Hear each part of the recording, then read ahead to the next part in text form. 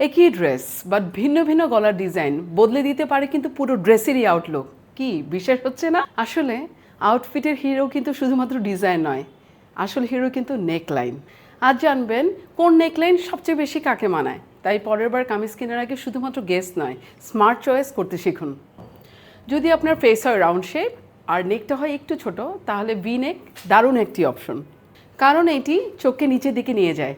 তাতে কি হয়, নেক এবং আপার বডিতে একটু লম্বাটে অনুভূতি দেয়। রাউন্ড নেক হচ্ছে সেই ফ্রেন্ড যে অ্যাকচুয়ালি সবার সাথে মোটামুটি মানিয়ে যায়। সফট, ক্লাসিক আর এভরিডে ওয়ারের জন্য দারুণ একটি চয়েস। বিশেষ করে ফেস যদি একটু লম্বাটে হয়, তাহলে কিন্তু রাউন্ড নেক খুব সুন্দর একটা ব্যালেন্স তৈরি করতে পারে। এখন দেখাচ্ছি বোট নেক। বোট নেকের কাজ হলো আপনার শোল্ডারকে হাইলাইট করা। যদি আপনার শোল্ডার হয় একটু স্লিম, তাহলে খুব সহজে কিন্তু বোট নেক দিয়ে একটা খুব স্টানিং একটা লুক ক্রিয়েট করতে পারবেন। এবার দেখাচ্ছি স্কোয়ার নেক, যেটা হচ্ছে ক্লিন, মডার্ন অ্যান্ড স্ট্রাকচার্ড। যদি আপনার খুব ওকেশন থাকে, খুব ফেস্টিভ থাকে, খুব একটা প্রমিনেন্ট একটা প্রোগ্রামে যেতে চান, you want to highlight yourself, then square neck. Festive লুকে আপনার লুকটাকেই কিন্তু আপনার ড্রেসের ডিজাইন দিয়ে অনেক বেশি হাইলাইট করতে পারবেন। এবার দেখাচ্ছি কলার নেক অর হাই নেক।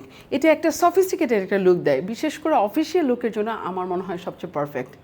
তাহলে রুল কিন্তু একটাই, কোন নেকলাইন ট্রেন্ডে আছে সেটা আসল কথা না, নিচের face shape, comfort and at the same time location, প্লেসটা কোথায়, সেটার উপর ডিপেন্ড করে আপনি আপনার নেকলাইন বাছাই করুন। কারণ সবচেয়ে সুন্দর আউটফিট কিন্তু সেটাই যেটা পরে আপনি কনফিডেন্ট ফিল করছেন।